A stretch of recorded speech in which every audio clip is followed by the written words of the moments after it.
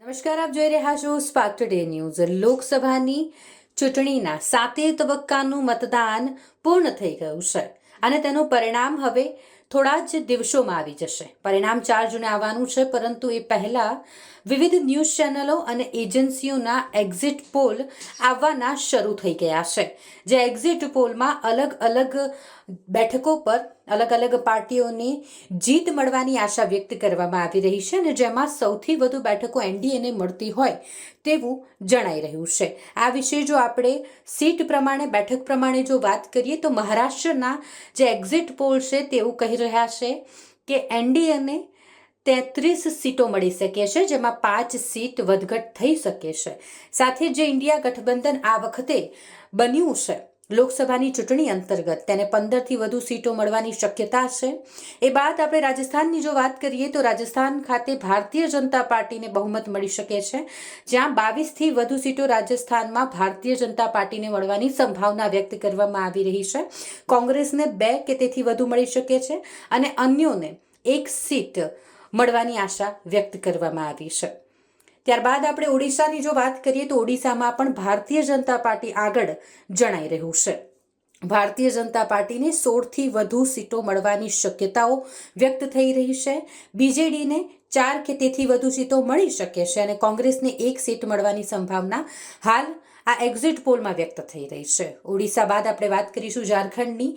ઝારખંડમાં ભારતીય જનતા પાર્ટી આગળ જણાઈ આવતું હોય તે રીતના એક્ઝિટ પોલ સામે આવી રહ્યા છે, જેમાં ભારતીય જનતા પાર્ટીને 12થી વધુ સીટ મળવાની શક્યતા છે, જ્યારે કોંગ્રેસ ફક્ત 2 સીટો પર સમેટાઈ શકે છે.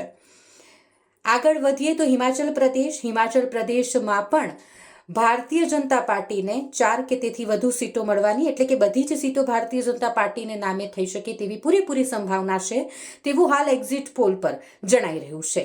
કોંગ્રેસને એકાદ સીટ મળી શકે છે તેવી સંભાવના છે. હરિયાણાની જો વાત કરવામાં આવે તો હરિયાણા ખાતે ભારતીય જનતા પાર્ટી અને કોંગ્રેસને લઈને ચર્ચાઓ ચાલી રહી છે, જેમાં ભારતીય જનતા પાર્ટીને 6 કે તેથી વધુ સીટો મળી શકે છે, જ્યાં કોંગ્રેસ પણ પાછળ નથી. કોંગ્રેસને પણ 4 કે તેથી વધુ સીટો હરિયાણા ખાતે મળી શકે છે, જ્યાં સીધો જંગ ભાજપ અને કોંગ્રેસનો હરિયાણામાં આપણે જોઈ શકીએ છીએ. ત્યારબાદ આપણે એમપીની વાત કરીશું, મધ્યપ્રદેશની, જ્યાં મધ્યપ્રદેશમાં પણ ભારતીય જનતા પાર્ટીને પૂર્ણ બહુમત મળે તેવી પૂરેપૂરી સંભાવના છે, જે એક્ઝિટ પોલ પર જણાઈ રહ્યું છે. ભારતીય જનતા પાર્ટીને 29 કે તેથી વધુ સીટો મળી શકે છે તેવી આશા વ્યક્ત કરવામાં આવી છે, જ્યારે કોંગ્રેસને એક પણ સીટ ન મળે તેવું પણ બની શકે અથવા 2 સીટો પર પણ કોંગ્રેસ સમેટાઈ જઈ શકે છે. દિલ્હીની જો વાત કરવામાં આવે તો દિલ્હી ખાતે ભારતીય જનતા પાર્ટીને 6 કે તેથી વધુ સીટો મળી શકે તેવી હાલ એક્ઝિટ પોલમાં સંભાવના વ્યક્ત કરવામાં આવી છે, જ્યારે કોંગ્રેસને એકાદ સીટ મળી શકે તેવું જણાઈ રહ્યું છે. ત્યારબાદ આસામની વાત કરીશું. આસામ ખાતે બીજેપીને જ બહુમત મળતો જણાઈ રહ્યો છે, જ્યાં બીજેપીને 12 કે તેથી વધુ સીટો મળી શકે છે. કોંગ્રેસ અને અન્યોને એકાદ સીટ મળે કે ન મળે તેની સંભાવના વ્યક્ત થઈ છે. છત્તીસગઢની જો વાત કરવામાં આવે તો છત્તીસગઢ ખાતે પણ ભારતીય જનતા પાર્ટીને વધારે સીટો મળતી જણાઈ રહી છે, જ્યાં ભારતીય જનતા પાર્ટી આગળ છે. 11 કે તેથી વધુ સીટો ભારતીય જનતા પાર્ટીને છત્તીસગઢમાં મળી શકવાની સંભાવના છે અને કોંગ્રેસને એકાદ સીટ મળી શકે છે, આ એક્ઝિટ પોલ જણાવી રહ્યા છે. ત્યારબાદ આપણે ગુજરાતની વાત કરીશું. ગુજરાત હંમેશાથી જ ભારતીય જનતા પાર્ટીનું ગઢ જણાઈ આવે છે અને જેમાં પણ ભારતીય જનતા પાર્ટી દર વર્ષની જેમ, દર વખતની જેમ આગળ છે, જ્યાં ભારતીય જનતા પાર્ટીને 26 કે તેથી વધુ સીટો મળી શકે છે. કોંગ્રેસને કાં તો સીટ ન મળે કાં તો 1 કે 2 સીટો મળી શકે તેવી સંભાવના છે. ઉત્તરાખંડની વાત કરીએ તો ઉત્તરાખંડમાં પણ ભારતીય જનતા પાર્ટી આગળ છે. 5 કે તેથી વધુ સીટો પર તેઓ જીત મેળવી શકે છે.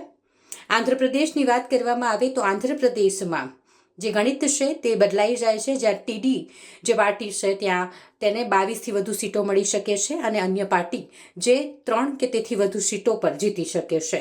તેલંગાણાની જો વાત કરવામાં આવે તો તેલંગાણામાં ભારતીય જનતા પાર્ટી હાલ તો આગળ જોવા મળી રહ્યું છે. એક્ઝિટ પોલ તો એ જણાવી જ રહ્યા છે કે ભારતીય જનતા પાર્ટીને 12 કે તેથી વધુ સીટો મળી શકે છે. કોંગ્રેસને 5 કે તેથી વધુ સીટો મળે તેવી સંભાવના છે. કર્ણાટકામાં પણ ભારતીય જનતા પાર્ટી આગળ છે. 24 કે તેથી વધુ સીટો કર્ણાટકામાં ભારતીય જનતા પાર્ટીને મળી શકે છે. ત્યારબાદ જો પંજાબની વાત કરવામાં આવે તો પંજાબમાં પણ આ વખતે ભારતીય જનતા પાર્ટી આગળ હોય તેમ હાલ એક્ઝિટ પોલમાં જણાઈ રહ્યું છે. 4 કે તેથી વધુ સીટો પંજાબમાં ભાજપને મળી શકે છે. એ સિવાય કોંગ્રેસની વાત કરવામાં આવે તો કોંગ્રેસને પણ 4 કે તેથી વધુ સીટો મળવાની પૂરેપૂરી સંભાવના છે.